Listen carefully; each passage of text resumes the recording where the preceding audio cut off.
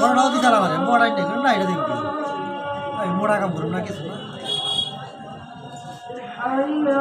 মোটামুটি লোয়া পড়া দিয়ে দোকানে 8-10 জন মানুষ আছে হেরাই করবো এখন এখানে বড়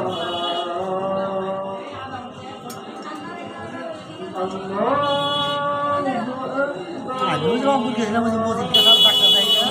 গেছিলাম একটা নিয়ে যাই